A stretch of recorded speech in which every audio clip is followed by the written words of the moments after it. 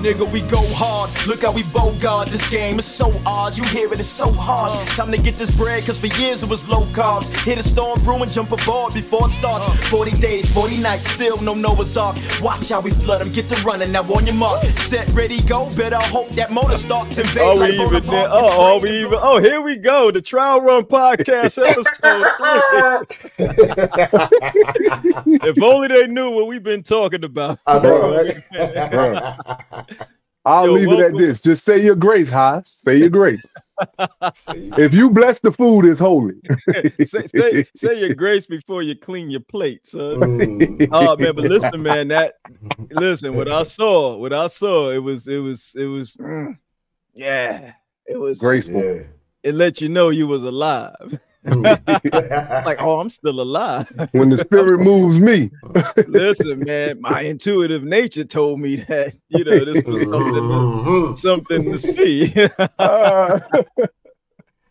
Yo, man, it's so funny. For one, man, I'm just happy to be here with you guys again. You guys have always shown up in ways that I cannot even express with words.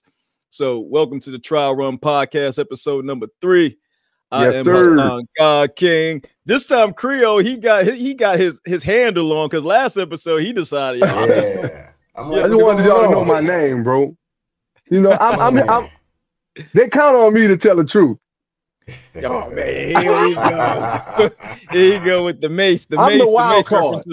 I'm gonna be the wild card. That's my role here. Yeah, I know he got one of them basic last names. He got Henry. Yo, he was dogging me out about my last name, bro. We got a young nigga named Henry. Yo, I was thrown up. Like, why your last name Henry's? Like, I didn't know they still made those last names. You the first Nemly I ever met. And I'm the only one you're gonna meet if they ain't my family. Listen, any Nemly, they gonna be my family. That's the beauty about my last name. Shout out to the Liberian Mafia out there. That's where that name originates from. Any Nemly you meet is gonna be my family, and my family. That's right. Is huge. So you first generation? No, we I'm like 3rd or 4th generation here in the United States. So my great grandparents are from Liberia, but let's keep in mind that Liberia itself is American colony. Yeah, colony, right? From the Black Americans who went back after. Yep. I don't know if it was during the Industrial Revolution or when, but they was like, yo, we up out of here. We ain't doing this. It was actually during Reconstruction. Reconstruction. Go ahead. History major, man. That's what I'm talking about. History major? Something I don't know, but something I learned about a year ago. Marcus Garvey never actually stepped foot in Liberia. No. He never did. He had all the trying to get the ships and the boats and everything, and he never stepped foot in Liberia. It threw me off. I was like, what? The powers that be have always feared the quote-unquote Black Messiah. So they neutralized them all before they had a chance to actually have the impact that was feared. You could look at from him all the way to somebody like a Bill Cosby. In a way, you know what I mean? Fred Hampton, Malcolm X, Martin Luther King, just Mutulu Shakur, people like that who had that magnetism about them that could galvanize people and push them all towards a common goal. Yeah. The powers that be was not having that. Yeah, and it frustrates me when we say the powers that be, because I'm just like, who even made them power? Like, who put them in power like that? But I get it. Like, influence. Influence. And I mean, they pretty much savaged their way through the indigenous people of every land, and pretty much established themselves as the power structure. And that's a finite amount of time that'll last, because at some point it's going to deteriorate. So how's it been going, guys? It's been a little while since episode 2. So what's been going on in your world? Just a little while, right? You know what I'm saying? We trying to crank these joints out now. So yeah, we got to do that, baby. I see you still got the black curtain up. You still, trying to get your image right. We moving slow, you know what I'm saying? But we moving show. You was dressed like a fisherman last time, like you just caught you some porgies and some bass. No, I had the dad hat on last time, you know what I'm saying? This time I got the bucket on, but hey, denim wash, We do some things. But let people know who's that by though. Like let people know what the drip is by. Oh, okay. So during the pandemic, right? My family and I decided to launch a lifestyle brand. It's called Crew Lifestyle. I don't know if y'all can see the logo. Yes, this is our abbreviated logo, and the whole purpose of Crew in New Orleans. The people who it's like basically a social club, right? That's the people who roll out the parades for Mardi Gras. And the crew is just basically a group of like-minded people that's moving towards a common goal. So we wanted to push positive images of Black families and friend groups. So that's what Crew Lifestyle is. Nice. All right, so that's stuff that people can still get right now, right? Yeah. Okay, so we gotta make sure that we either put that on the Trial Run Podcast Instagram. Okay, or link it to you and try to get some movement, some more movement, because I know you've been hustling for a minute with that. Yes, sir. Oh, I moved it the wrong way. Yeah, that way. There you go. Bro, that forward camera always get me, bro. Yeah, he don't know his left from his right there. Can't get right. Gotta get left. And here it is, episode 3. We got Biko. He sacrifices gym day a little bit today because usually he goes before we get and start filming, but today he opted not to do that, and it's kind of overrunning into his self-care routine, and I don't like that. So he might be a little cranky, he might be a little aggressive, you know. So what's going on with you, man? How you feeling about that? Man, I ain't feeling too good about that, man. But life's been good, man. Everything good. Still got my little workout stuff behind me. Can't make it to the gym. The power rack. I'm gonna just have to get on the power rack. That's it. It's all good. Oh, so you telling me like you're not even gonna go? Depends on, you know what I mean, how long, you know what I mean? So, I feel what you're saying. I see you on schedule. My week has been pretty good, you know, trying to get out on that bike. The weather is starting to let up a little bit. So, you know, once it really lets up and it's dry out there, I'll jump on the bike and really start to stretch the wheels on that thing and see how I like it. I know I'm gonna love it, but I'm really more excited about the scenery I'm gonna get. Like, oh man, and I'm just excited. I got the setup for where I could put my cell phone on it too. So, and at some point I'm gonna get what they call like a GPS tracked drone to follow me. Yeah. So I'll be able to record myself riding even from like way up above, and I'll be posting a lot of that stuff either on my personal page or on the Trial Run Podcast page. So, you know, just adding different stuff to show that we're more than just Can the drone? You can get a GoPro attached to your helmet, to the bike, and they'll see what you see. They even got the vest. Yeah, you put that GoPro down there anyway. That's so fact. last time I checked, I knew somebody who had one of those, and I wonder if I could rent it from them. I wonder who had one. I used to have one. I think you had one. I gave it to Buddha. Oh, he gave it to his son. All right, yo. And I bet you he ain't even using it. I'm gonna hit him up. I'm like, what you doing with that? You see, I was trying to line him up, right, Creole? Yo, son, you was on some Cobra Commander shit with that one, son. Last time, Cobra Commander was and yo, who was worse, Cobra Commander or Serpentor? Ooh, that's tough. Yo, Serpentor had the outfit though. He had the whole Cobra joint. Yeah, but Serpentor was a lot more ruthless. Cobra Commander was kind of whiny to me. He was real. He was always running from G.I. Joe, right? Yeah, and he was. It always felt like Destro was actually the brains behind the operation. I know he was the money behind the operation, but Cobra Commander just always felt like he was looking over his shoulder, trying to undermine Destro to make sure he didn't, you know. Yeah. You hear this nigga come with the silver head, you know. I can't even believe we ended up on the topic of G.I. Joe. Like, who was the illest Joe though? Like I used to have a. I like Roadblock. Right? Roadblock was dope.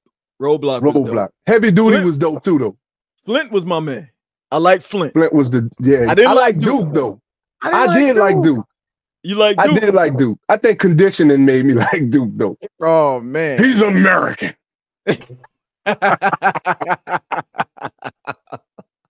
Oppression made me like my oppressor, right? He was super American. That was Flint. Captain America, bro. Same archetype. Same archetype. You're right about that. He was like the epitome of the American hero. Yeah. G.I. Joe. Like, yeah, it was just out of control, man. So, and Bigo not even saying, he's like, man, I ain't watched none of that stuff. I was watching Black Panther. I was watching, you know, I was watching Roots for the 15th time. You know, that Alex Haley. Boy, he sure doesn't know how to write a novel. Yo, how terrible was the acting in Roots, though, bro? Whoa. But, that's disrespectful. Like, the story was great. But who believed John Amos's accent? That Mandinka face. Come on, bro. I mean, James, them niggas had the most generic African accent, bro. When we look back now, yeah. But then that's what I mean. Yo, at the time, because we didn't know no better. Right. Who was the dialect coach on Roots? Nobody. Somebody, auntie. Yeah, somebody. We in there like, yo, ain't that? You know, I had an African neighbor, and this is how they talk. Yo, listen, man, that's like Will Smith in Concussion, right? Like, oh God, yeah. He's still from West Philly, but he's from West Philly and Africa. Yo, that was horrible. It was horrible. I didn't see that. I just could. I mean, I don't know if it was horrible. I just couldn't buy into the accent with Will Smith's face on it. Like, it's the Fresh Prince with an African accent. It was, to me, it was too strong because when you meet Africans from different African countries who have strong accents, it still sounds natural. Like, it's not just, it's not, his sounded forced. It sounded like a combination of Nigerian and Senegalese. It was just like you're in two different countries. Right. Like, it's ignorant at that point. It's almost like a parody.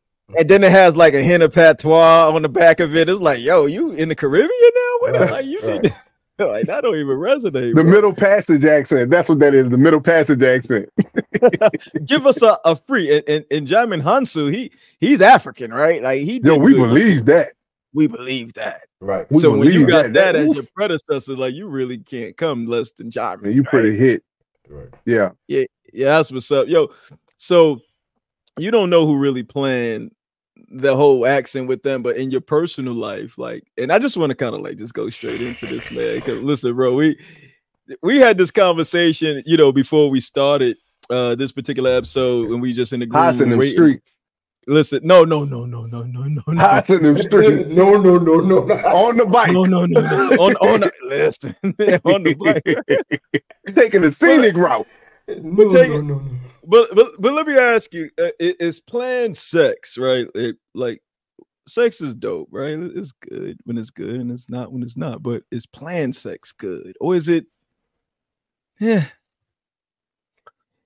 Creole, he marries, so he gotta be careful what he say right now. No, planned sex is what it is. Yes, I mean, it is what it is. I mean, spontaneous sex, but I believe it's the best. I believe that's great. Because being spontaneous adds to the excitement. Yeah, the excitement adds to the climax. You know what I mean? It just makes everything greater. Yeah. But life be lifing, and sometimes you're gonna have to make plans for it. And then planned sex is what it is, and it's good. It's hard to have. So it's very difficult to have impromptu sex when you got a house full of kids. You dig what I'm saying? And so you already know 9 times out of 10 it's gonna have to be at night. Exactly. Right? Or early in the morning before everybody get up. But there's those times where we can have a house full of people and we just give each other that look and go right there in that bathroom and you know what I'm saying? Right, but that's impromptu, and those moments be dope too. You know what I'm saying? Because we ain't dwelled on it all day, so it ain't no whole bunch of the build up, you know, the anxiety and all of that. Do you turn the water on so can't nobody hear? Or you just I don't do nothing. Y'all if he dies, he dies. Now let me ask you though, because all right, so we'll go into that in a second. But all right, so for me, I don't particularly like planned sex. I if it's a means to an end, yeah, but I think it's different, right? So in a relationship, planned sex is whack to me.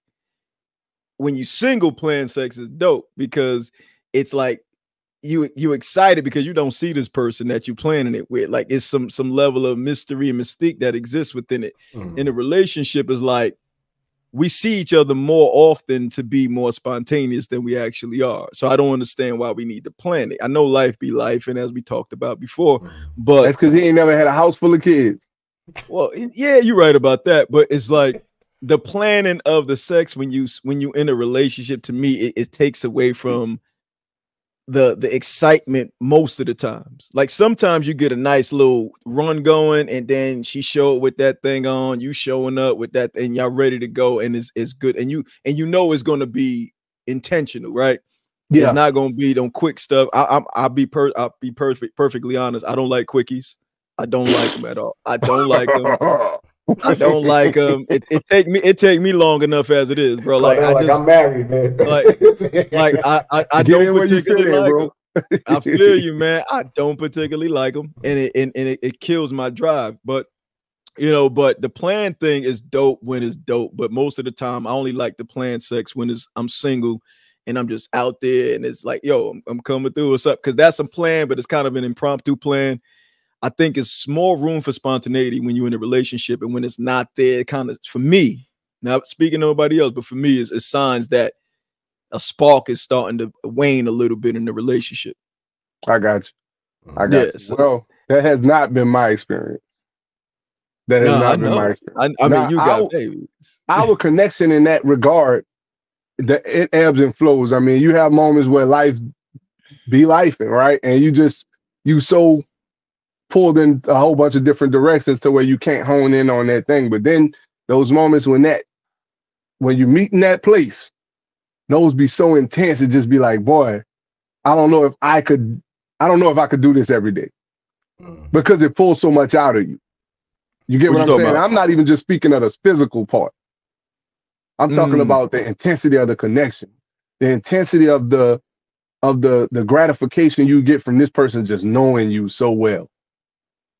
You feel me? Yeah. And speaking your language so well without you asking. Yeah, that's a different type of intimacy, bro.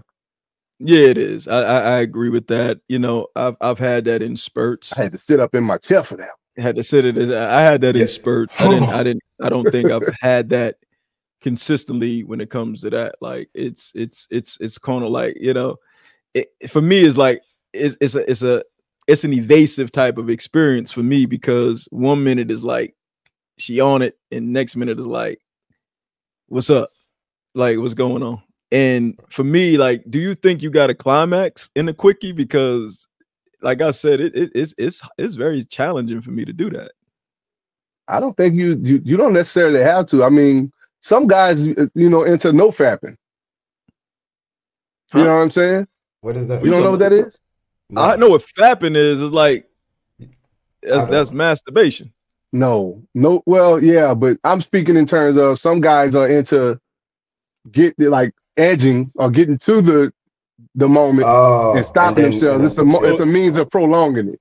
Now that's dope, saying? Right? That's dope. I done that with my ex before, where we had this thing for like a month straight, where we would just start and right when it just stop, and we kept building it up.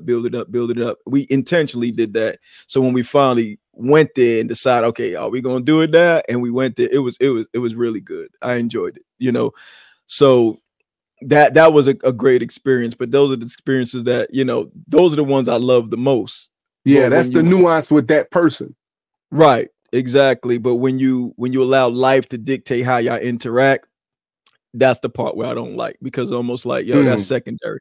And it becomes this thing where, okay, we're not really being as intentional with this experience as we need to be, to the point where we gotta schedule it, else we're gonna forget about it. And to me, that's like, why are we forgetting about that? Yeah, for me, it's not even forgetting about it, but like, I'm learning to have less ego involved in the intimacy process, right? Okay. Just from the perspective of, I don't want it to be about me beating my chest because I satisfied you, right? I want it to be, you're satisfied because you're satisfied. That satisfaction, even though I'm involved in it, is not a feather in my cap. It's just for you. But that's a feather in your cap, when just by definition, just how you explain it is, but the intent behind it is not selfish. It's selfless, right? You want that for you. Yes. But even we can be selfish in our selflessness still, though, right? Like it's still for me, like it's a little self-centered, right? Yeah. So when you go in, like he's shaking his head, like, yeah, because when you think about it, man, like it is certainly semantics, but it's a bit of a self-centered. Like even me, I that's how I train myself to go as long as I do, and it's really like not a best thing, honestly, because at some point you got to go there. And sometimes it's been moments, and I'm just be honest with you, where I've gone so long without allowing myself to get to that point that I got to start all over because I just held it way too long. And now it's like, okay, this is becoming like, then it's like, and that creates an insecurity within that experience with me and that girl, because now it's like, yo, why he taking so long? Like, am I not good enough? Yeah. So, but it's me trying to prolong an experience that I want to have with her. And I don't want it to be some quick joint so we could just, because then to me, then I start getting retrained in that aspect. Yo, Biko, and I don't want to be, go ahead. I want to point out the fact that he just basically told the World Wide Web that he can go all night. That's basically what this nigga just did. You caught it too, right? He in the streets, bro. No, that's his resume. He's like, yo, he was silently putting out his resume, like, ladies, I want y'all to know he putting the feelers out there. Look. Oh, this ain't no quickie. You better pack your lunch. You better pack a lunch. We're gonna be here all night. Yo, that's too funny, but you know, hey, listen, hey. I'm not tooting my own horn. If you're watching.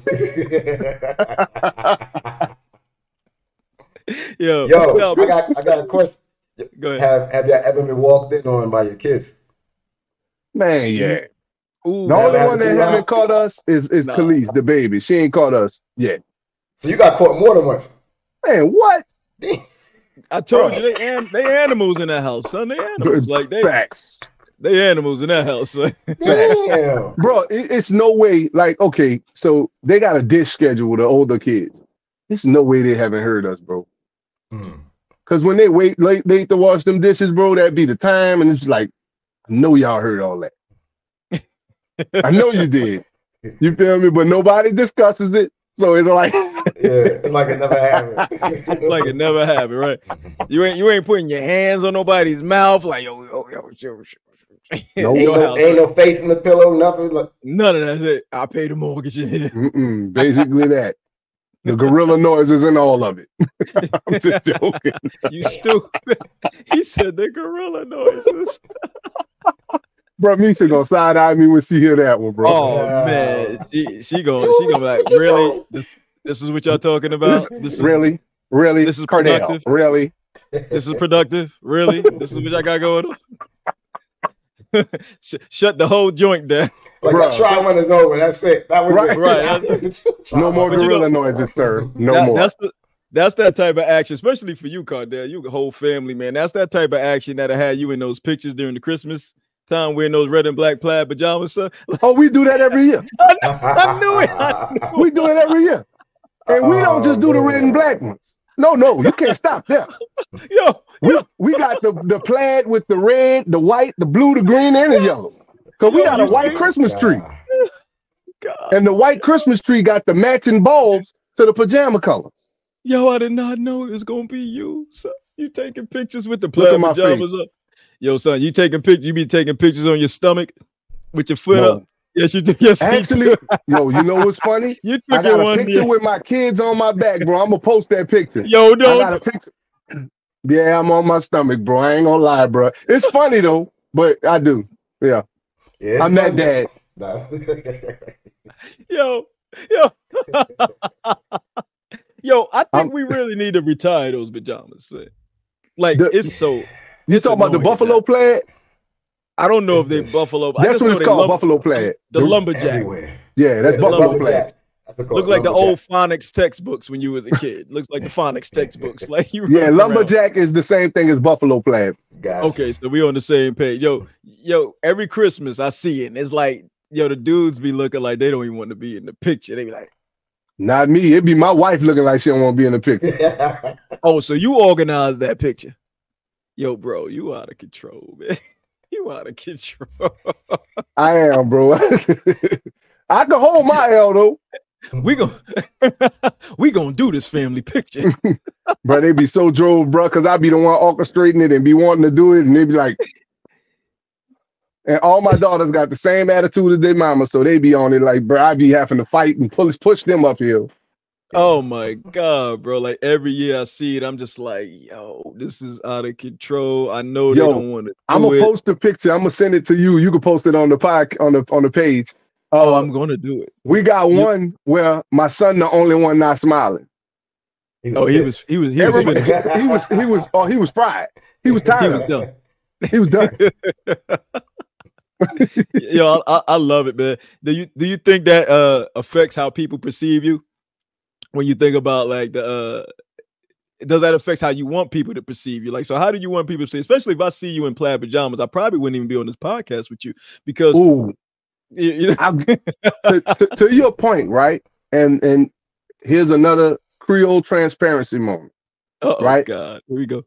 My wife told me up front, now she's evolved since then. She told me up front she did not like flowers, right? Okay. I used to buy her flowers, and in all honesty, it was all self-serving. And the reason why I used to get off on the idea of the woman who was checking me out from at the store to see me buying flowers for somebody and be like, oh, he's such a good guy. And I had to unpack that, bro, and realize that I wasn't buying the flowers for her. I was buying them for me. You get what I'm saying? You Will Smith, son. You Will Smith. Like, remember when Jada was talking about how he threw the whole party with the grandmother? Yes. And how it was more about him. Yeah. That's why I empathized with Jada. And I read both books. I read his book, Will, and I read her book, Worthy. So when the whole world was piling on her, boy, I empathized with her because I saw a lot of myself in how Will was with her, boxing her into certain activities that would paint him as the great guy and her as either ungrateful or just the luckiest woman in the world. And it was all, you know, based on selfish intent. You know what I mean? And not entirely, but yeah. Now watch this though. This how evolution works as a human being. Now she's a plant mom. She loves plants now. She didn't like flowers because flowers die. Now she like plants, but you can nurture a plant. So I get it. But yeah, plants aren't flowers. Right. They're not. They sprout flowers. Different. They what? They sprout flowers. They do sprout flowers. Absolutely. What about you, B? How do you want to be perceived? Because Cardell's already Will Smith, right? So how do you want to be perceived? I know this growing up, I was stuck in this. I want everybody to like me. I want to be liked by everybody. People pleaser. People pleaser. And and that hurt me. That hurt me growing up. And not till I want to say 5 years or so, I just recently started I don't give a fuck, but I already lived my life righteously. I live right. I do right by people. You know what I mean? I don't snake people, things like that. And if I continue to just live that way and move that way, I'm going to be perceived as somebody that's stand up, somebody that's good. Sometimes it may not be right when I want it. You know, at that time, somebody might see me as whatever they see me as.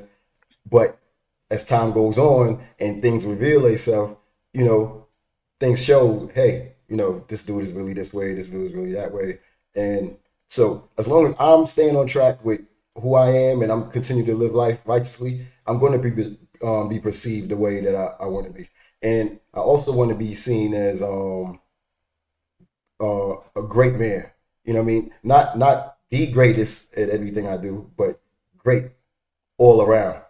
As far, you know, as a father, as far as in the gym, I'm considered a great person. You know what I mean? That's my habitat. That's you can find me there anytime. And when I walk in the gym, so when I first go to a gym, let's say it's a new gym, you know, there's always people don't know who you are. You know, I do the exercises I do. Y'all see the stuff I do. You know what I mean? Extreme. You get the looks and everything. after a while, and when people get to know me and see that, oh, this dude is approachable, they reveal how they saw me or how they feel about me. So I know I'm on the right page, because they tell me, yo, I know you got to be disciplined. I could tell. I just see you have to be eating a certain amount of things. I could tell you got to be in the gym 6, maybe 7 days a week. But it used to be 6. I brought it down to 5. But just from my work, the way I handle myself, they can see that discipline. Come on, man. Let me live, man. Let me live. Man. Hey, bro, you doing you, bro, and I appreciate it. Let me live.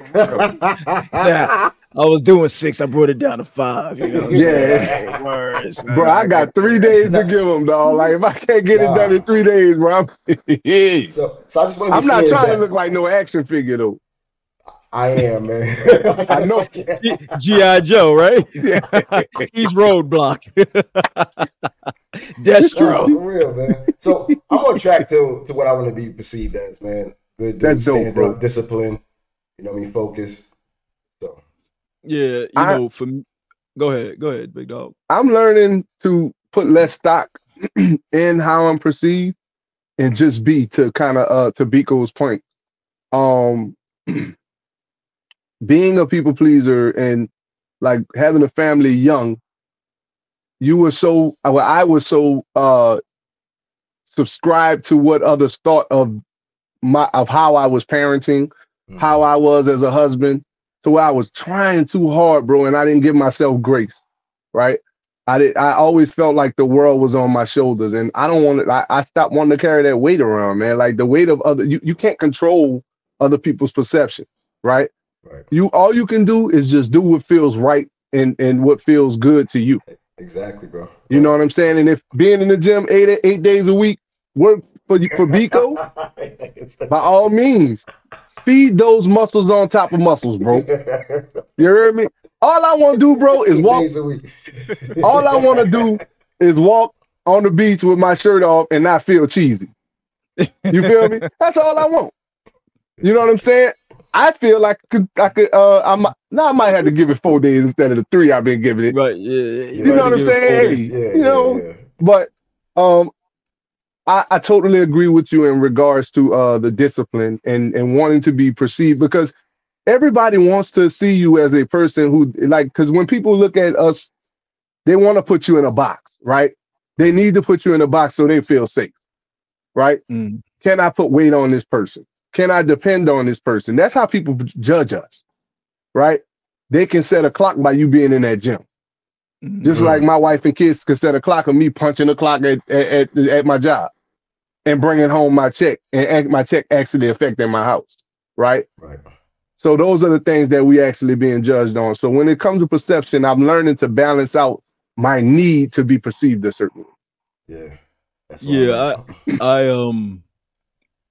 I want to be perceived as a success. I want to be perceived as someone who makes stuff happen. I want to be perceived as someone who succeeded at everything that he said he was going to do. I want people to view me as, wow, he actually did that shit. And I don't want to leave any stones unturned, which is why I'm moving the way I'm moving now, whether it be the podcast, whether it be the music project, whether it be my play that I'm finishing up, or the biking stuff. Like, I want people to look at me like someone with a lot of motion. Like, Haas is always into something, doing something.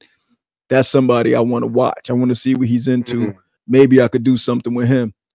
I like the feeling of knowing that people are looking at me a certain way and like, yo, I might be able to rock with him on a business project, or I might be able to just talk with him and have a good conversation with him because they perceive me as someone that's approachable, one, but also someone that's dependable. Now, I've always been dependable, but I haven't always been dependable for myself, right? I've allowed things for myself to kind of like get neglected in my pursuit of making other people feel good about being in my world or sharing their world with me. And I'm not doing that anymore. Very conceding. I've conceded a lot of what I needed for myself in pursuit of making sure other people saw that I was there for them. Sort of like when you say people pleasing. It wasn't to that degree of saying it's people pleasing, but it certainly was a lot of concessions made. And I know that that's not healthy for me to do ever again. So now that I'm in this space where I'm seeing the reward of me just being in my own world and being able to move without having to consider other people's time, I love that feeling, bro. Yeah. I love the attention it gets. I love the attraction that it brings. And that's what I want to be perceived as. Hassan, yo, you know he's biking. Yo, dude's always doing. Holla at him. I want to be that phone number that people give to people. Be like, yo, holla at Hassan. He knows what to do with that. So as this podcast, a resource, exactly. I want to be perceived as a resource. I want people to see this podcast become as successful as it's going to become, and be like, yo, you trying to do something? Holla at my man Haas. He knows what to do with that. He knows the platforms. He knows how to get you started. So that success is important for me because it's reflective of who I am. And I think my last several years in my life, I haven't been doing things that reflect my capabilities and what I am internally. Now I get to externalize all this bullshit that I know I'm about.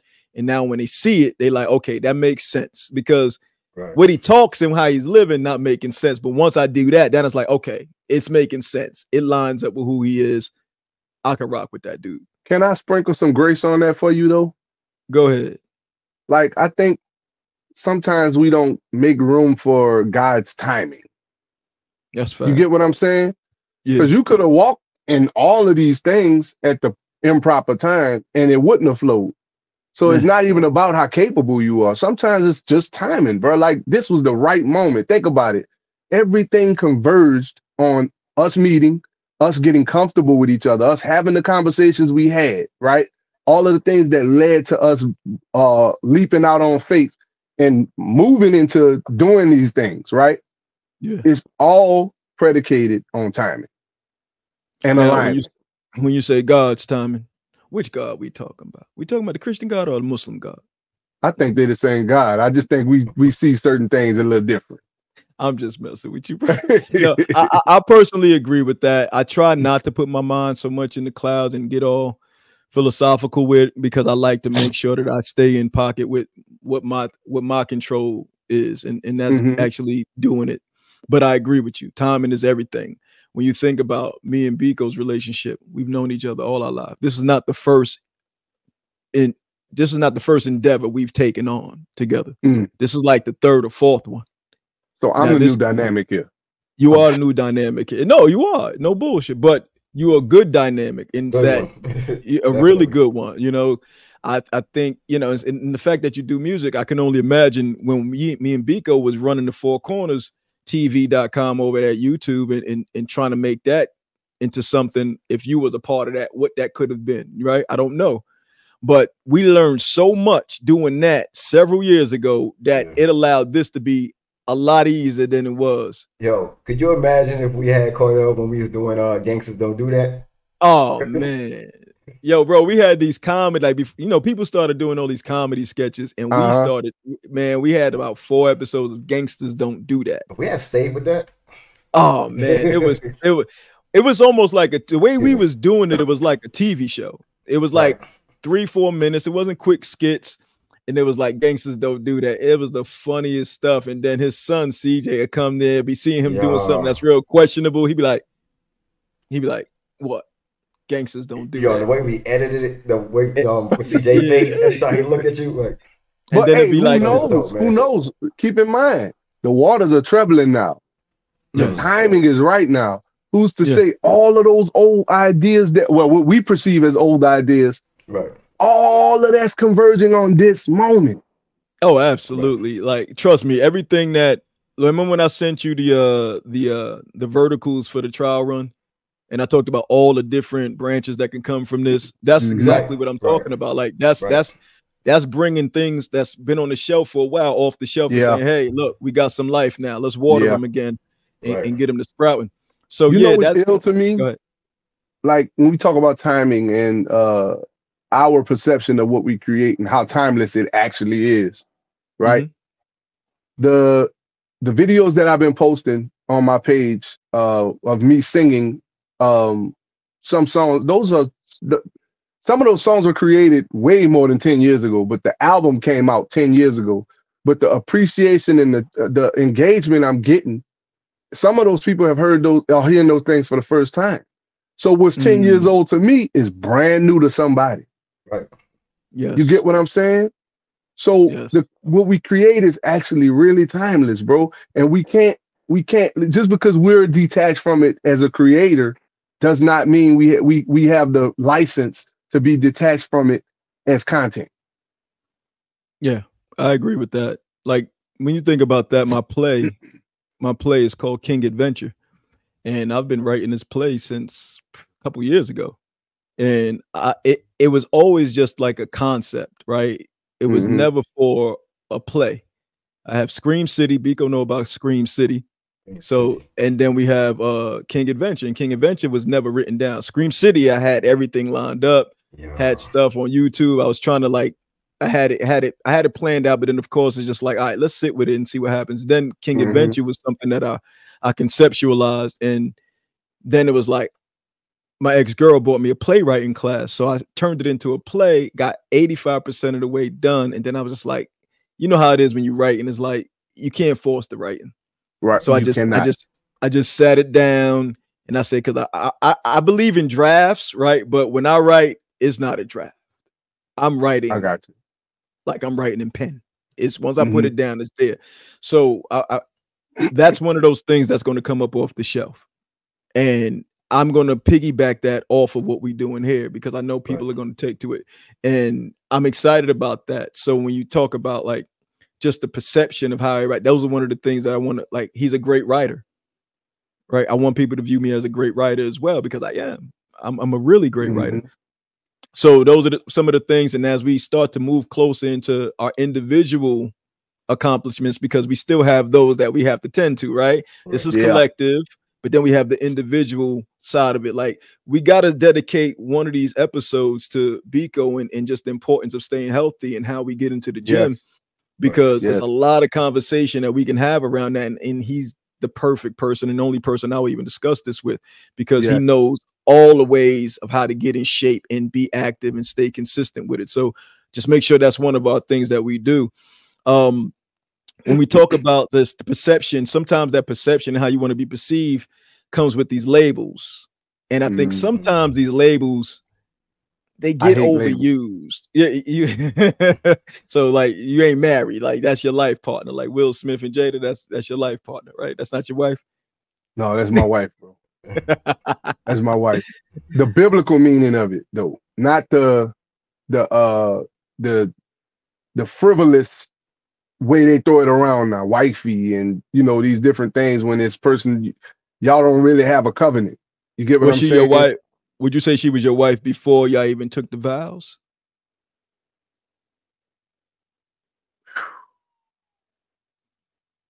No. Okay. I don't even think she was my wife once we took the vows, and I'll explain what I mean by that. All right, let's go. We did not know each other.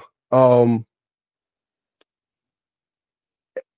wouldn't advise nobody to do what we did, right?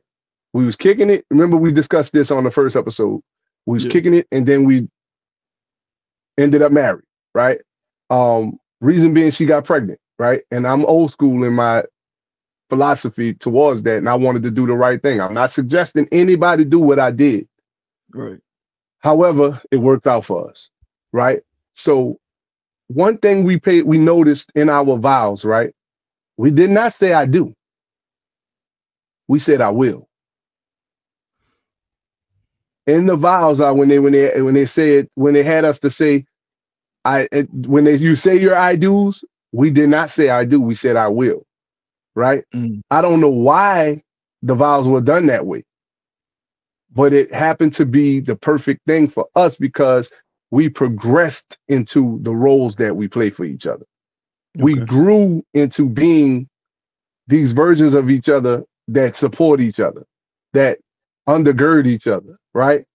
We grew into being these versions of ourselves. I had no idea, I had no capacity to be who or what I was promising to be on the day I married her. I was 23 years old. I didn't have the capacity to be everything that I thought I was supposed to be. Right? But along the way, along the journey, I gained perspective. I gained experience. I gained heartache. I gained losses. Right? Collected more data. I collected information and data. Right? And the application of it is what makes you the husband, is what makes you the wife. Right? So I can stand here and say today that she's absolutely the wife that I need. Today, she was the wife I needed yesterday, and God willing, she'll be the wife I need tomorrow. That's real. That's real. When you think about the other labels that exist, right? Because we're not married. I used to be married, of course. I got an ex-wife, and I think where we went wrong in that is we had expectations that we didn't even have clearly defined, right? We had all these expectations, but never really defined our roles in each other's life.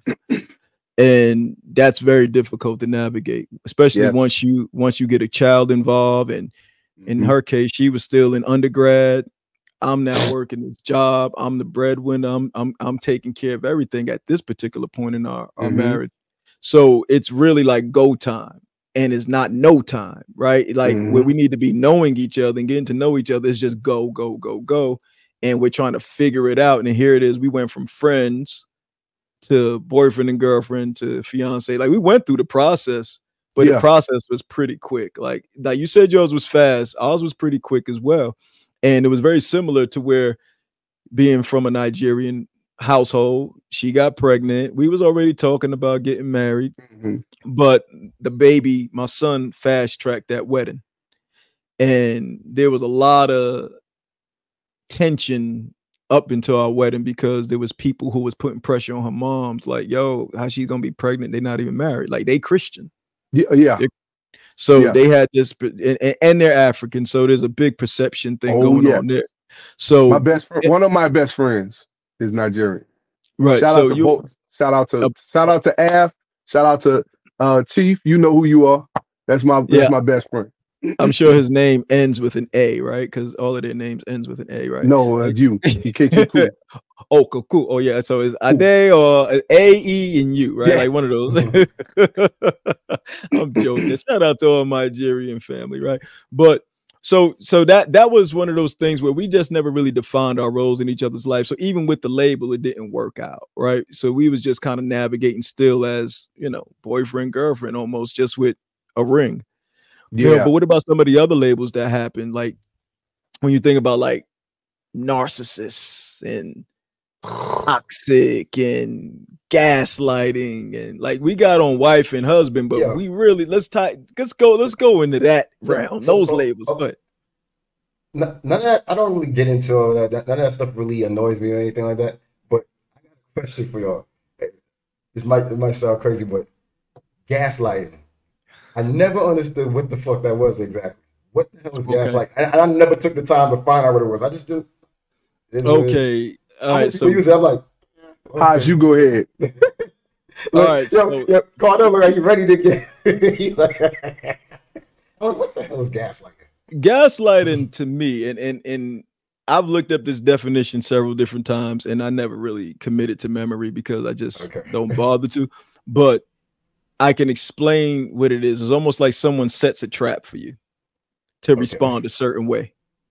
That's kind of what gaslighting. So they can respond a certain way to your response. So they can start exactly. So it's like they're being manipulative, and they're controlling the narrative of the conversation. So they'll set a trap, knowing how you are.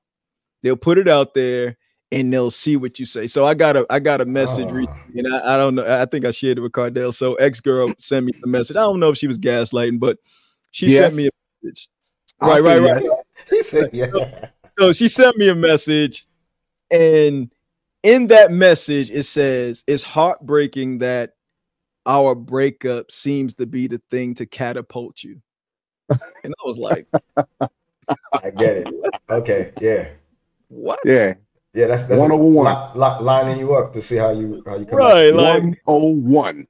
I kept it. That's 101. That's 101. Yeah. I kept it real simple because I was like, come on, girl, like you still like you. That's the part when I was talking about earlier. I think it was last episode. We were just talking about sometimes people do things that just make you disappointed because it's like, why you? You didn't have to go out this way, right? I don't want that from you, but you keep doubling down on the same nonsense. Yeah. And it's just painting you in a certain light that really ain't you can't spin the block with that type of behavior. You know what I'm saying? I want certain people in my life, but when they show up consistently one way, and it's like, you're not even trying now. You really going out your way to create distance, stuff like that. It's like, this is stuff we already had planned. Come on. Like, I didn't need no breakup. Yeah, you better than that. At least I think you are, right? You know what I'm saying? It's like, if anything, your being in my life still would have been helpful, right? If anything, but the breakup is not what's going to catapult me to do anything, right? This is Hassan all day, every day. You know what I'm saying? This was going to happen with or without you. So don't credit yourself for this. You know what I mean? Especially not in that way. So that's gaslighting. You know what I'm saying? That's a very, and gaslighting is really, it has these traits of narcissism and self-centeredness, right? It's really about you. Like, it's like someone gives you a compliment and then turns it around and talks about how, yeah, and I did the same thing, and I wish I could have did this and that. It's just really corny. So that's what gaslighting is. Yeah. So I'm sure you had people do that. Here's another overused label: narcissist. Right? Oh, yes, it is. Yes, when people use that term to describe you, because say something you like, most times it's a response to holding somebody accountable, though. You get what I'm saying? They make you the bad guy to explain away their deficiency that you're holding them accountable or that you're confronting them about. Right. And so you're a narcissist because they don't want to be challenged in the area that you're challenging them in it. You get what I'm saying? In some cases, I've never seen that, but I know what you mean by that when you say that. I've seen narcissists used in my lifetime. No, I have. I've known very accurately. Yes, I've known narcissists. My therapist told me that a lot of people that you meet aren't necessarily narcissists. She said, everybody has narcissist traits. Yeah, but to be like a full-on narcissist means that like you're just in that bag all day, every day, and they never wrong. And they never wrong. Never wrong. The thing about narcissists, their fuel is attention. When and for a narcissist, silence is death to them. So when you don't respond to them, it kills them, and they'll keep on trying until they realize, okay, there's no more supply here. I got to find a new supply. So they'll find somebody else to get that supply of attention from. They'll find somebody else to narcissize. Right? I need to exercise some narcissism here. You know what I'm saying? So and even and that trait in and of itself is a toxic trait. So that's the other word, right? Toxic. That's another one.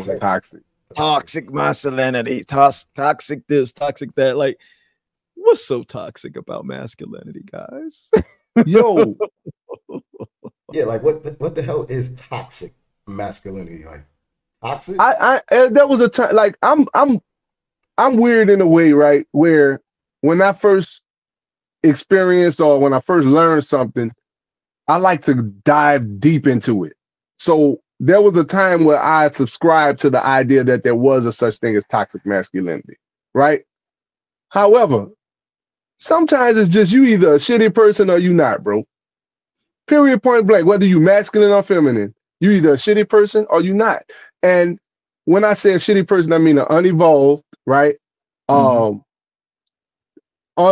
Like just a trauma-driven person who just making the world, they're making themselves everybody's consequence. You get what I'm saying? Yeah. Like, I'm just gonna give everybody what I feel, right? Because I feel that bad about myself. All y'all got to feel it. When you that type of person, I think that's toxic, right? However, when you talk about masculinity, right? The true idea of masculinity, from my perspective, is covering, right? It's protecting and providing. That's masculine, right? It's not necessarily wearing your shirt a certain way. It's not necessarily being in control of everybody around you or being in control of your family. I don't think that's quote unquote being masculine or being aggressive or being forceful. I think sometimes the misguided idea of masculinity is what people call toxic masculinity. You get what I'm saying? How do you define protecting and providing? I saw a therapist on YouTube, and she talks about, how somehow we've allowed men to be relegated to just two things, and that's protecting and providing. So how do you define protecting and providing? Because I don't believe that's, I believe that's part of just being a human being. I don't necessarily attribute that to being masculine. Go ahead. I don't think that that's all men do, right? But at the core, like as a father, you know, that my lens is that of a father as a husband, right? Okay. No matter what we're talking about, no matter where I go, my experience and my exposure in life is that of those, you know, is that of a husband and a father at this point in my life. So I'm always looking to protect, right? To guard and to cover.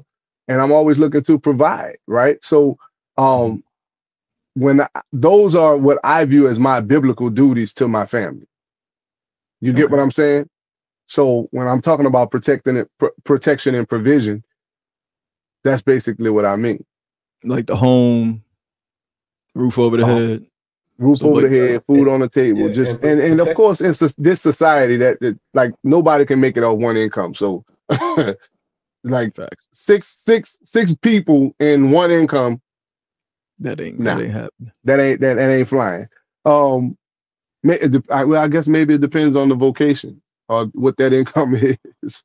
But in my socioeconomic situation, one income ain't flying, right? So my ability to cast vision, my ability to explain my vision, you know, and make it plain enough for it to be grasped and followed, would kind of like determine my effectiveness as a provider and a protector. Biko, what about you? Like, you look at masculinity as protecting and providing. Do you think there's toxic traits in a man who protects and provides his family? He's the sole breadwinner. There's definitely no toxic traits in that. But to touch on what Cordell was saying, but protecting, it's more than just when people hear protector, they just think of security guard. Like, so it's more than that. It's like you said, like explaining, you know, all right, if you do this, this is going to happen. So I advise you to go this way. You're protecting. Like it's broader than that, and that's part of the masculinity. But I can't understand and wrap my mind around where does toxic come in at? Like how's that even? Where did that even come from?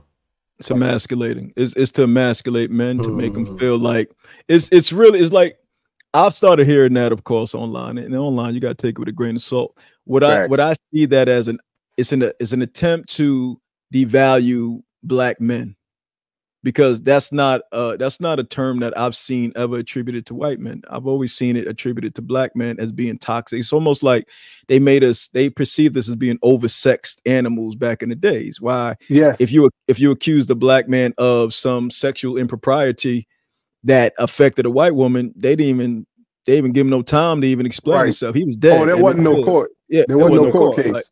Like you up out of here quick. And I think that's kind of like an offshoot of that. So I always push back on it because it just has it's like a really negative connotation to it, and it's emasculating in such that it wants to feminize men into thinking like women. And the reality is we don't think alike. We're hardwired very differently. And that's fine, right? And that's fine, right? Like allow us to be different and navigate those differences to show how we can cooperate with one another and build something together. I don't want to view the world like you do, and you shouldn't want to view the world how I do. So when women say, well, men are sleeping with all these women, I don't agree with that, but that don't mean you go out sleep with a bunch of men, right? Because my view on that is very different. Like, we don't bring life through us into this world. You do. So you do have to protect that portal, because that is the portal through which life is birthed into this planet. You can't just have every Tom, Dick, and Harry up in there, leaving their soul footprints in your life into your womb and thinking that's going to be okay for gestation and ultimately birthing a child. Now, when it comes to toxic masculinity to a man who's protecting and providing, I think it does have toxic traits, because it pretty much handicaps the woman in the event you die. She knows nothing about anything. You've been taking care of her whole life. You've been taking care of, she ain't got to worry about anything. The moment you pass or decide you don't even want to be with her no more, she's left holding the bag. She hasn't been trained on how to run her own life because you've been protecting and providing her, keeping her out of harm's way the entire relationship. You got to train. Tell my wife that, because that ain't my wife what you just described. I promise. And I'm not saying I want her to be like that, because I don't. Bro. Right. In terms of like, sometimes the ideas and the we're evolving. Right? The idea that we on here talking about intimate things and being vulnerable is a sign of the evolution of men, the evolution of masculinity, right? You talking about my grandfather, like, you know, even my dad to a degree, some things they wasn't discussing. Yeah. There was no wiggle room at all. Right? But the climate that they were living in did not allow for said wiggle room, right? You got to understand the racial climate you were in. You got to understand the social climate that they were in.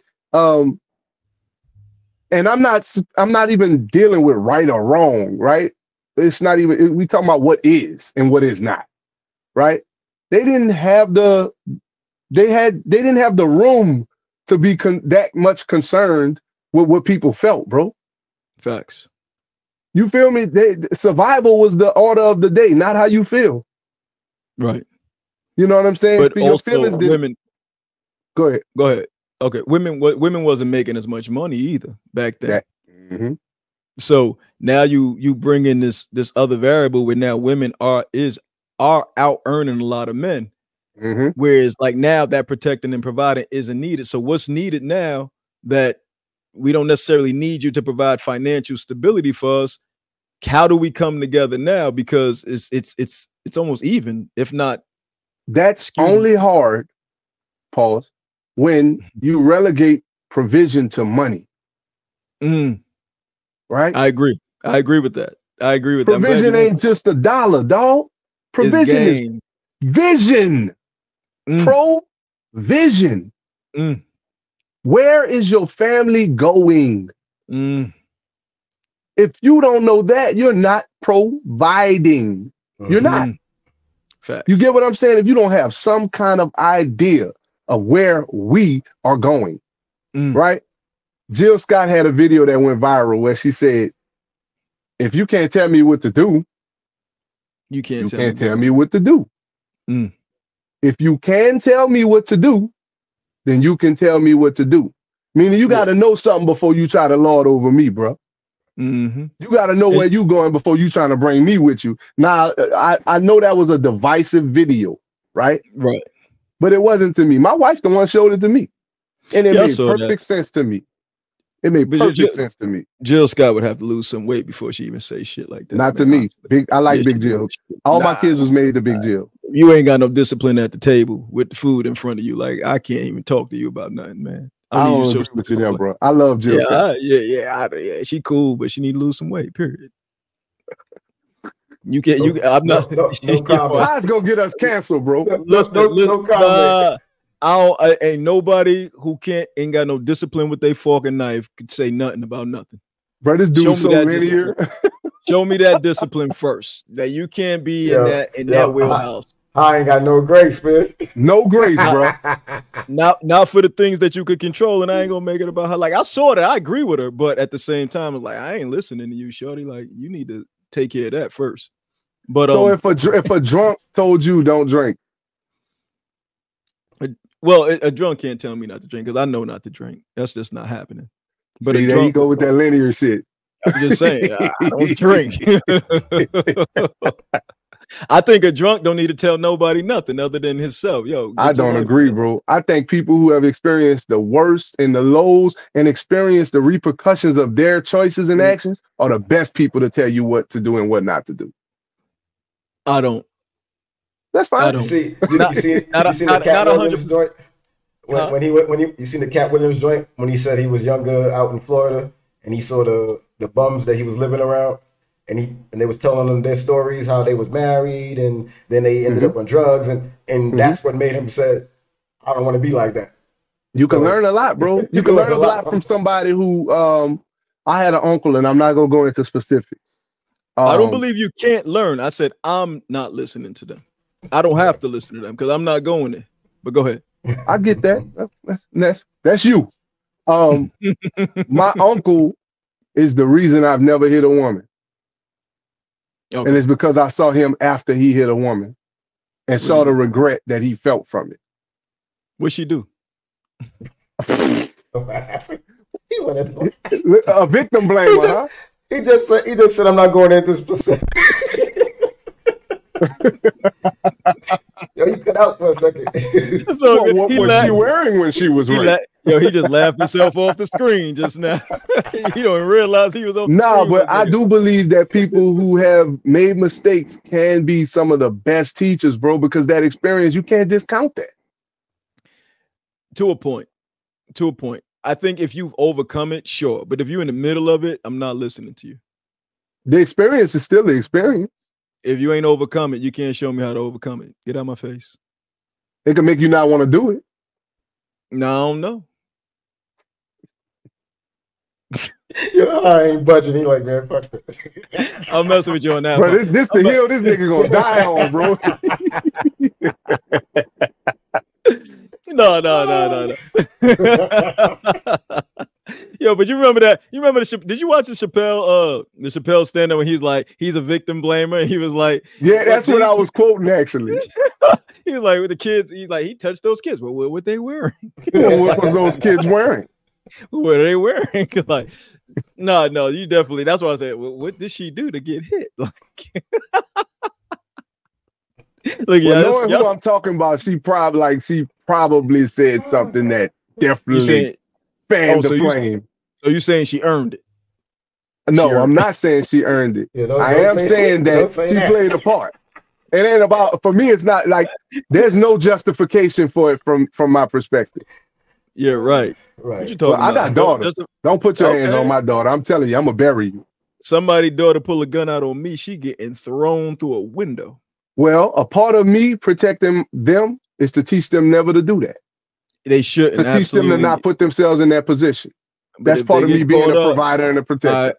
I agree with you, but if they ever do that, they're gonna have to understand what that come with.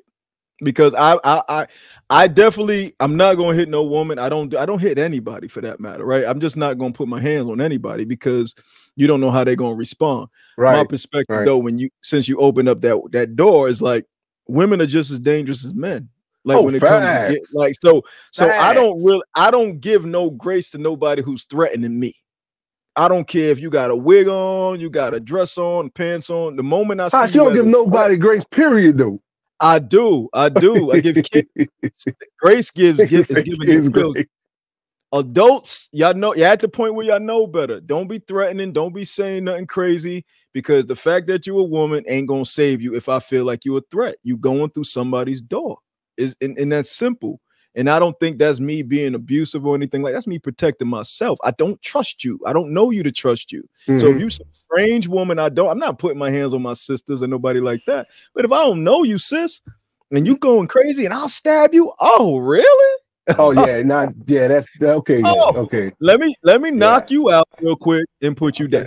Hey, bro, I ain't gonna lie, dog. If my wife fighting and somebody getting the best of her, dog, I don't care what sex they is, bro. I'm finna equalize that. So you telling me a one-on-one fight and your wife getting rocked? You ain't no dog out. I mean, what if they're just dressed up real nice and she just lost the fight? You jumping in? You jumping in? I'm gonna be the one that throw that punch that equalize that situation, bro. It's gonna be like, babe, I got her off you. Go ahead and handle your business. Just break it up. Don't. Yeah, you just break it up, man. You can't. Yo, if she can't handle I'm equalizing it. But you were supposed to protect and provide before that happened. Like, you supposed to take it to the gym and hit the pads. Equalizer. The great equalizer. Bro, if Muhammad Ali could be beat, I don't care how much you in the gym. You heard me? I don't care. Yo, if I was married, son, or if I had a girl, dog, and she had a one-on-one fight that her mouth got her into, and she got dressed up, yo, babe, I'm just gonna pick up. Yo, it's cool. I'm gonna rub her. My wife ain't mouthy.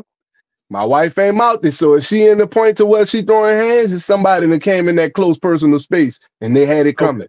Well, that's that I know. You definitely know your wife. But what if she still get dressed up though, son? Like,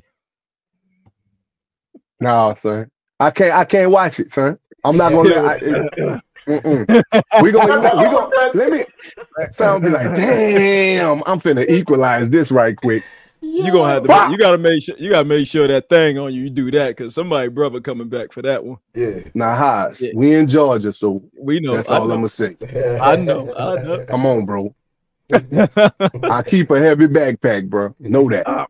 My man. We on the air. Stop it before we get demonetized. All I said was a heavy backpack. Yeah, but he mentioned Equalizer. Yo, we got to circle back around the block. Remember the great Equalizer? We're gonna have to double back about that. We got to double back on that. We're gonna spin the block on that project. The great Equalizer. Absolutely. Yeah. That was a project we were supposed to put out. And it didn't go out there. So that's gonna take us to towards the end of this show as we keep addressing these labels, but now we're gonna take it to we kind of go, right? King, queen. Right, you call us now. Creole, he submitted a lot of these topics today. Superlatives, like he been bringing out these big words out the books lately. Superlatives. He trying to let us know he be on Audible. Like that's I'm elocuting, bro. That's all. I googled that shit. I was like, what the fuck is this? What is this dude doing? Like I was like, okay, I got you. All right. A superlative. Okay. You can't just say these cool words, superlatives. You basically just gave them the low-hanging fruit. So right. Cool titles. So GOAT, king, queen. Are we doing that too much? You can't say we doing that too much. Legend. Here's the thing, because all these Genius things is the one. All these things are labels that it's the person that's speaking on it. It's how they feel. Just like so Tupac is one of the greatest rappers to me that ever do it, right? Yeah. And for a lot of other people, Tupac is trash. You know what I mean? So yeah, a lot of people think Tupac was trash. Yes. No, you don't agree? There's a lot of people that think Tupac was not great. I believe he is. I believe he is. His music spoke to me in a certain way, so I give him the title great. Facts. A lot of people think XXX is great. I don't know. My son being one of them. So I think it depends on the person that's speaking. I don't think it's being thrown around a lot. It's just that's how you feel. That's how you feel, and you can't budge people on how they feel. I just truly believe that Tupac was great. Somebody else may feel he wasn't. You know what I mean? Yeah. So I can't say we throwing them around too much, but so like LeBron, for instance, we know he's not the greatest. I had to. Look at his face. I had to. Nah, look at his face. He's I don't think he's being thrown around too much, but what you think? I think GOAT definitely is being thrown around too much, and like everybody's the GOAT, like to the point where Paul George was like, "Why I can't be the GOAT?" Because you not. But you see, like at all, bro. Like, what have you done? What have you won? Carmelo's son said Paul George is his GOAT. Like, no, he's not. No, no, he's not. But you know, that word has definitely been played out to the core, where it's like it don't even have any value anymore. Almost. Neither does genius. Genius is something that is getting there. I think when we talk about geniuses, like people's calling Ye a genius, I think he's a musical genius. I think he's a creative genius in the sense of how he's been able to create such a body of work, but also influence his body of work through other people. Like Jay's career has a lot to do with Kanye West being discovered and placed on that roster at Rockefeller. Before that, you was getting certain music from Jay. Once Ye got and Just Blaze to a lesser degree, right, career changed. You know what I'm saying? Not saying he wouldn't have been Hove, but not with the catalog that he got now. You know, a lot of that is Ye's influence, and then you look at the Watch the Throne, and then when you see what Ye's doing, it's just ridiculous. So creative genius, I can definitely attribute that to him. The two that kind of annoy me though are King and Queen, right? And but he got King in his handle though. Yo, just like me. Let me explain something to you, son. I'm God, King, and let that be known. God a king, king of gods, right? No, but the reason why the queen part kind of bothered me is more so that, because I remember, oh man, I remember being in a relationship and I would be like, hey, what's up, queen? And she'd be like, hey, what's up, king? And then at the end of the relationship, you know, I just text, hey, what's up, queen? What you up to? And she's like, hey, Hassan. And I was like, oh. Son, she took your crown? Yes, he did. Son, she ain't snatched your crown though, son. You know, damn king. Son, she called you Hassan, no crown. No crown. Oh my God. Son, she usurped the Iron Throne, son. Yo, she snatched that joint off. Yo, so I felt the way after that. I was like, oh, word? This is what we doing? That's what we doing. So after that, I started seeing that. I started realizing that, you know, outside of that experience, that was wild too. Outside of that experience, it was like everybody's not receptive to that. Everybody's not receptive to that brother and sister title either. Yeah, I know that. Like, yeah. Some people just ain't with it. I don't know you to be calling me that, and it's just like, oh wow. So I think it does become overused to the point where it creates this familiarity with people you really don't know.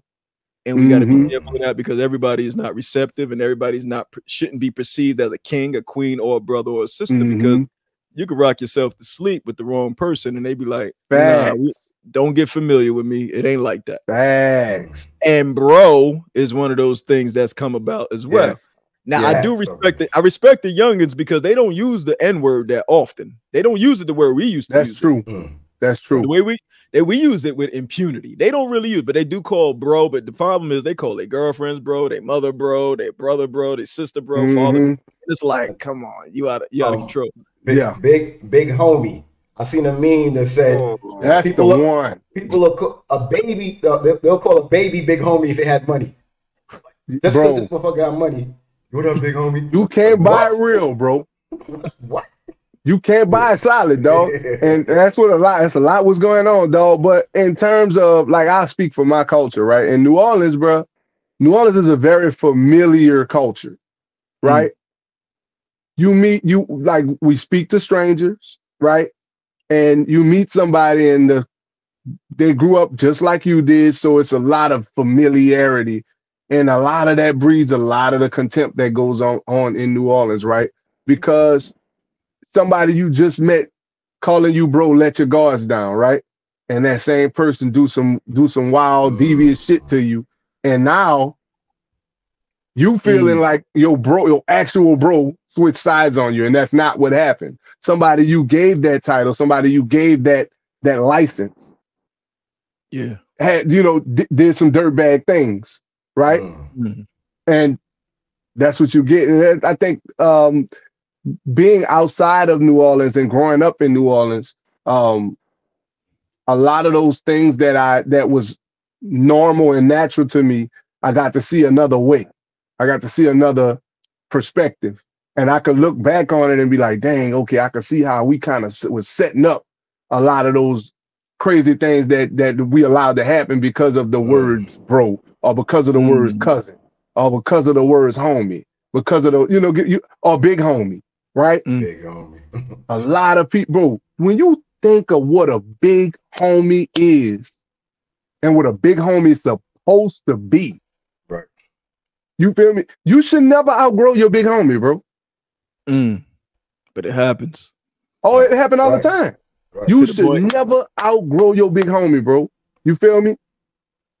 Most of my big homies today are doing things that I want to do later. Okay. I'm thankful in that regard, right? Take my best friend is 14 years older than I am, right? I look at some of the things he and his wife are able to do, and I'll be like, man, bro, one day me and Misha gonna be able to do that, right? It could be something simple as just taking a trip, right? And not worrying about the expenditures of the trip. Right. It could be simple things like that. Or one of my cousins that I always looked up to, my cousin Gerald, he got back into his fitness game, and just watching him on it, be like, that's what big homies supposed to do. They're supposed to motivate you to follow them. Motivate you, not even just to follow them, but they should be doing something that's inspirational, right? Not a nigga got money and you trying to slick side get up under them so you could get some of it. That's not big homie, dog. At all. At all. But that's what Biko was saying. He was like, you know, everybody's big homie who got money, right? Right. So it's to the point where the older guys are calling the younger guys big homie. That's so flu, bro. Yo. So flu. Yeah, that big homie moniker is something that I'd never even subscribed to, because I jokingly say, but I'm dead serious. I'm like, I'm my own big homie. Like, if I make a phone call, I'm calling me, because I'm the only person I could truly like depend on in the crunch time, you know, without, and I'm also under the belief that I shouldn't burden my friends with stuff that I know I can handle. You know what I'm saying? I'm only bringing it to you if I can't handle it. But a lot of these brothers and sisters, they be going to people for stuff that they can really deal with themselves. And then you end up spend your bill money and go borrow it. Right. Yeah, you're bringing other people involved in stuff. Yeah. Or if you got a problem with somebody, the first thing you're doing is calling your mans, but you don't tell them the whole story. It's like you got into a one-on-one fight and you lost. Right. That's all that happened. Right. Like nigga beat you up. It was 6 of them, right? Like nah. Hands and feet, right? Like no, he had 10 fingers. He had 10 fingers. That's all. That's what he had. And he put every one of them on you. But that's what happens. And then it's like when you see, like, even recently, right?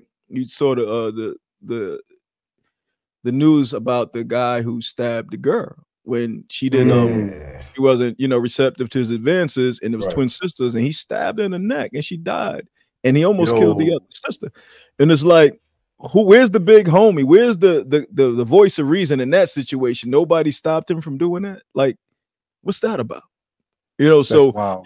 And those would be the same ones talking about that's my bro, that's my this. But when we talk about providing and provision and talking about how you protect your family before they get into the situation by instilling in them tools and lessons on how to move out here in this world without them allowing themselves getting into these situations, that's what big homies are supposed to do. You should never even be in that situation. You try to holler at a chick, she ain't feeling you, cool, move on. Move around. Somebody failed him, and now he's going to the jail. He can't handle rejection. He can't handle rejection. Like, you supposed to know that, man. There's gonna be another one that's gonna like you and love you for who you are. Like busters. They come in every 10, 15 minutes, right? So you just got to catch outside.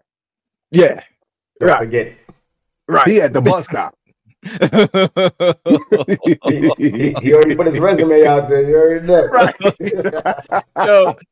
You know, I'm trying not to laugh. But it's funny, you know. It's all good. We're gonna see how this year pan out. You know, at some point, you know, we're gonna balance it all out. It's a good year. It's a good year. Oh, it's a great year. It's a great year. It's so many things are happening and are about to happen. We can't even quantify it right now. But I'll be happy when we'll be able to announce all of the great things that happens, and it's gonna happen for us.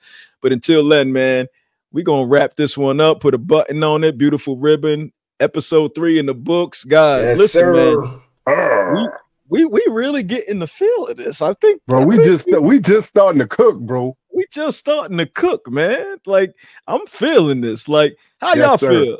I love it, bro. I love it. All right, y'all, man. Yo, Trial Run Podcast, episode 3 in the books, ladies and gentlemen. Yes, sir. Make sure that you comment, like, subscribe, hit that subscribe button. We have to grow, and we can't grow without y'all. So make sure you hit that, tell a friend to tell a friend, and share it on your pages as you see fit. Hassan God King. They call me Great Biko, Creole the King. Oh, don't forget, recording artist, husband, and father, Creole King. Don't forget. All right, y'all. We out. Peace.